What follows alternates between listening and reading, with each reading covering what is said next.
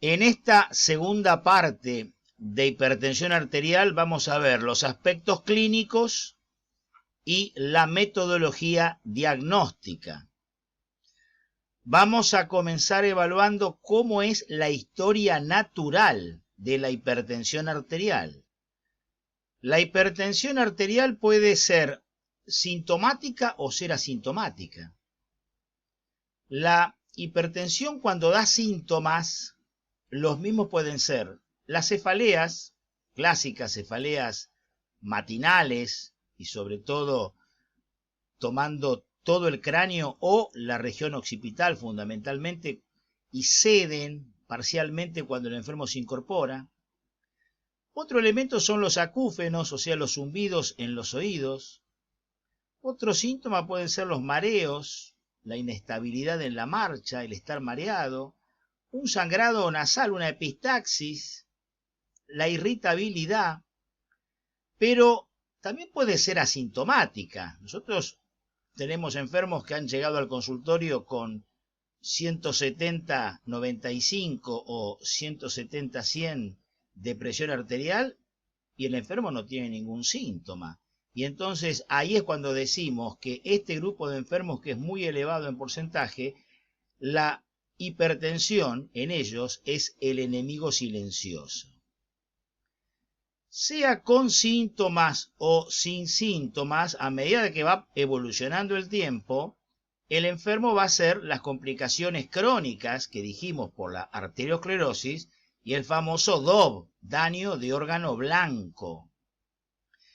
Cuando hablamos del daño de órgano blanco, comentábamos que tomaba 4 territorios vasculares: el sistema nervioso central, el corazón, las arterias y el riñón. Con respecto al sistema nervioso, la complicación ahí en el sistema nervioso, la sintomatología que genera son cefaleas matinales. Puede haber infartos cerebrales silentes, pequeños, que no se manifiestan clínicamente y que se llega al diagnóstico a través de una tomografía o de una resonancia de cerebro. Puede haber episodios isquémicos transitorios de 20, 30 minutos o 1 hora de duración, pero siempre menos de un día, menos de 24 horas. Episodios que se manifiestan por sensación de parestesias o amaurosis fugal o un cuadro de confusión mental. Pero ojo, que un accidente isquémico transitorio puede ser el preanuncio de un ACV completo. Y a largo plazo, el compromiso del sistema nervioso muy a largo plazo puede provocar un deterioro cognitivo. La repercusión del daño en el corazón, y en el corazón da la miocardiopatía hipertensiva. La miocardiopatía hipertensiva se va a expresar por una hipertrofia ventricular izquierda, es una sobrecarga de presión que tiene el ventrículo y ante una sobrecarga de presión responde con una hipertrofia. Puede haber con el tiempo una insuficiencia cardíaca.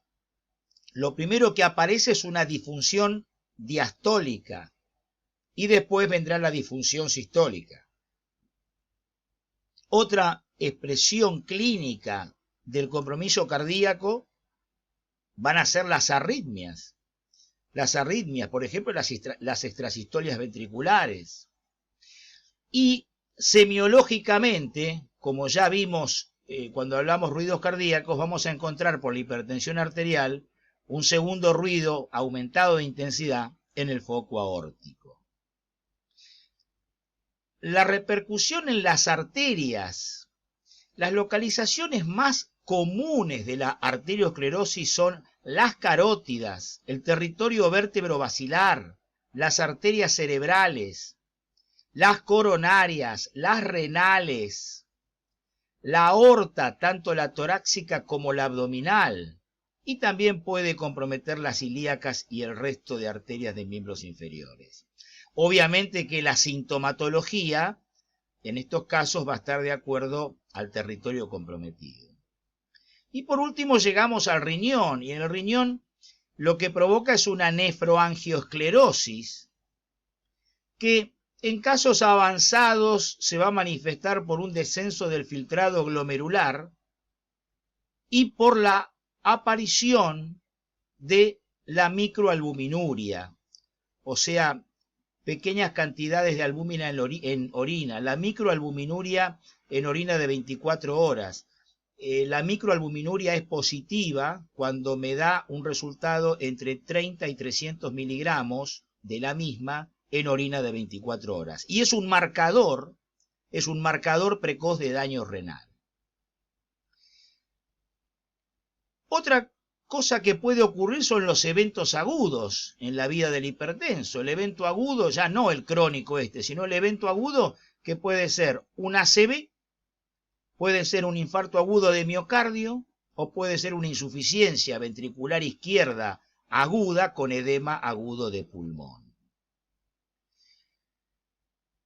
Y acá tenemos marcado la última etapa, que es la fase acelerada, antiguamente llamada hipertensión maligna.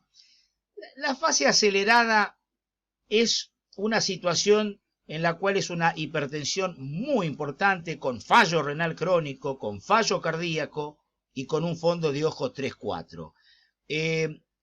Una hipertensión esencial puede evolucionar a lo largo de toda esta etapa, como vemos acá, y llegar a una fase acelerada, sí, pero en un muy bajo porcentaje. Muy bajo porcentaje. Se habla del 1%, se habla de hasta el 5%, no más.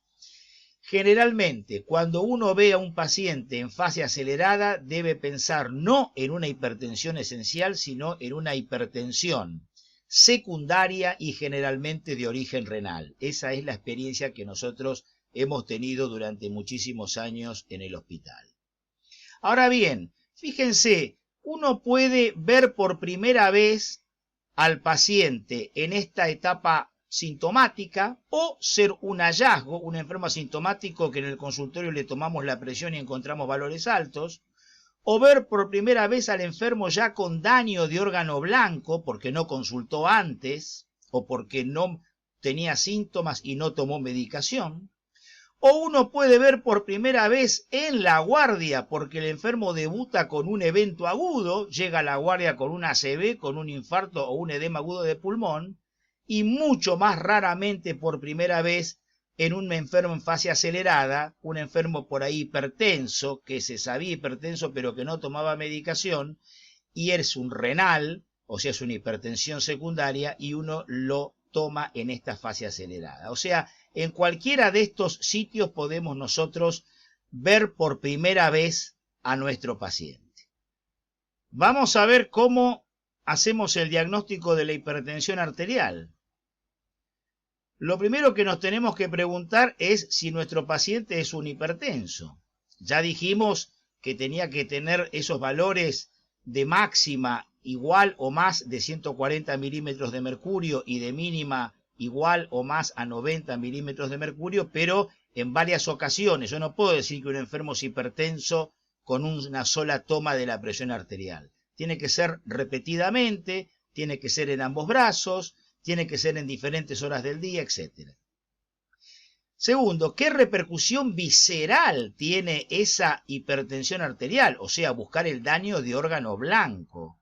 Y tercero, ver si de acuerdo al estudio que yo hice, lo puedo catalogar como que es una hipertensión primaria, o sea, esencial, idiopática, la más frecuente de ver, o si es una hipertensión secundaria. Para estos últimos dos ítems, para eso yo tengo que aplicar la metodología de estudio. Ahora bien, ustedes dirán, ¿siempre es fácil entonces diagnosticar una hipertensión arterial? No, hay veces que se generan dudas. Y yo me he dado cuenta que muchas veces las dudas no las tenemos nosotros los clínicos, sino también las tienen los cardiólogos, por las características que tienen los valores de presión en determinado paciente, y en esos casos hay un método complementario de estudio que es el famoso MAPA, que es el método ambulatorio de control de la presión arterial, es el MAPA, y que tiene sus indicaciones y nos puede terminar de sacar dudas si el paciente es o no es un hipertenso. Vamos a ver cómo es el estudio del hipertenso, o sea, cuáles son los métodos complementarios que vamos a utilizar. Primero hay que buscar otros factores de riesgo cardiovascular, que ya los charlamos en cardiopatía isquémica. A ver si ese paciente hipertenso no es un dislipémico, si no es un diabético o si no tiene el hábito tabáquico. En el laboratorio lo que se pide es una rutina completa.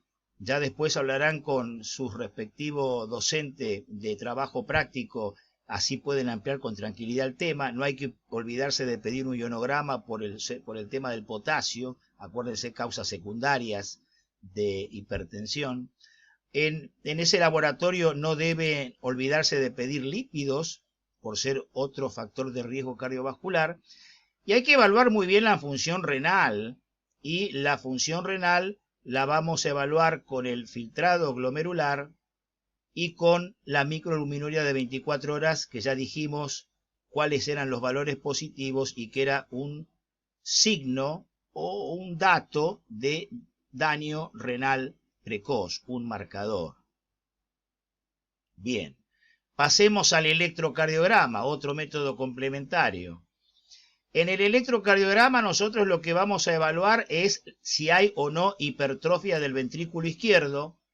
La hipertrofia del ventrículo izquierdo hay que buscar la profundidad de la S en B1 y la altura de la R en B5 y B6, el famoso índice de Sokolov, que sumando los cuadraditos de uno y otro no debe superar los 35 milímetros. Si supera los 35 milímetros estamos ante una hipertrofia de ventrículo izquierdo.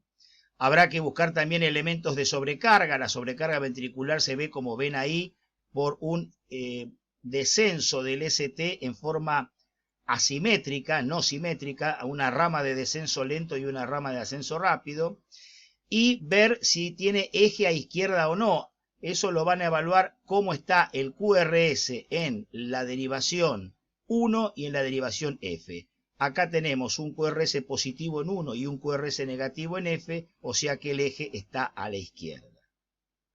Sigamos. Estudios por imágenes. Vamos a ver placa de tórax para ver cómo está la silueta cardiovascular.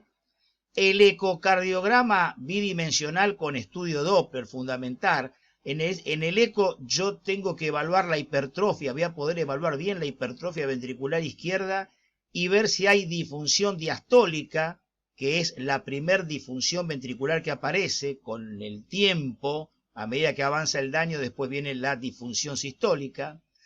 Ecodoppler color de vasos de cuello. ¿Por qué? Porque ya dijimos que el territorio carotídeo era uno de los comprometidos por la aterogénesis. Hay que ver si hay engrosamiento miointimal y presencia de placas intraluz.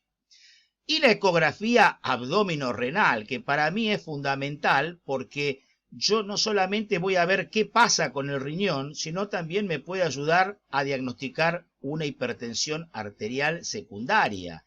Si yo le hago una ecografía renal y me encuentro que hay una poliquistosis renal bilateral, bueno, ya ahí puedo tener el diagnóstico etiológico de la hipertensión de mi paciente. Así que estos métodos por imágenes son los que habitualmente uno pide, y fíjense que estamos evaluando no solamente repercusión de daño en órgano blanco, sino también posible etiología. Por último, en cuarto lugar, se pide el fondo de ojo para ver la repercusión arterial, la repercusión vascular que tiene la hipertensión arterial. Entonces, vamos a ver que hay 4 grados de retinopatía. La retinopatía grado 1 es el afinamiento vascular, la grado 2 son los cruces arteriovenosos y el afinamiento vascular. La retinopatía grado 3 son la presencia de estos exudados, como ven ahí, de color claro y de hemorragias a nivel de la retina, y la retinopatía grado 4, que es el edema de papila. Lo más frecuente de los hipertensos que uno ve en el consultorio, en la sala o en la internación en clínica médica, generalmente son retinopatías grado 1, grado 2. No se olviden que decíamos que la hipertensión acelerada tenía retinopatía grado 3 y grado 4. Bueno, y de esta manera finalizamos el diagnóstico y la metodología de estudio del paciente hipertenso.